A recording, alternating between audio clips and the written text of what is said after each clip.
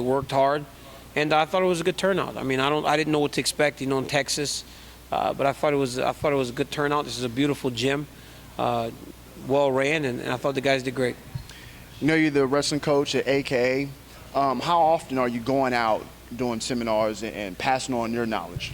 I don't do them very often, so I used to do them more when I was wrestling, but this is probably the first one I've done this year. So I don't do them very often, but I would like to start doing them more, but if my schedule permits. But it's very hard, Yeah, we heard you earlier when you were just. It's crazy that you can actually remember your schedule like that. I mean, you rambled off probably like 2 months. Yeah, man. It's crazy, I just kind of think because it's time away from my kids, so I don't see it as things that I'm doing. I just see it kind of as time away from my kids. So it sucks, but you know what? It's part of the job, and it's what I have to do to provide for them. Definitely. You're actually in Houston for UFC 166.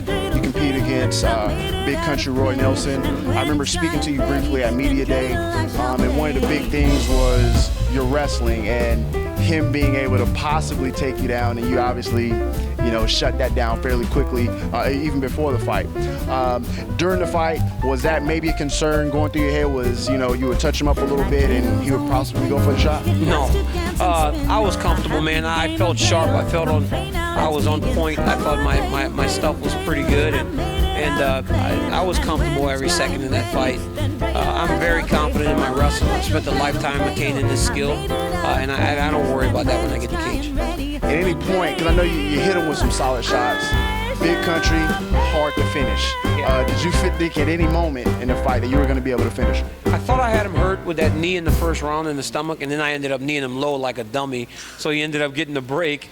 I thought that hurt him a little bit, and I hit him with a front kick in the second or third round that I thought hurt him pretty good. But you know what, man? He has his ability to recover is second to none, and hats off to Big Country for a great fight. We know one of the issues going into the fight was beard. Also the beard gate, so to speak. Do you feel that the beard gives him a little cushion, or what was the main issue about the beard? I was just really messing with Roy, man. I was a little gamesmanship before the fight, anything to try and swing the things in my odds. But you know what, man? I have nothing but respect for Roy Nelson. I respect him more after spending the time in the cage with him that we did. I know this is your last fight at heavyweight. You're going down to 205. Where do you feel that you fall through the lines of all the 205 contenders? I think I'm right up there, man. At least I should be. My resume speaks for itself. I've done some good things in MMA so far, and I feel like I should be in a very important fight right away.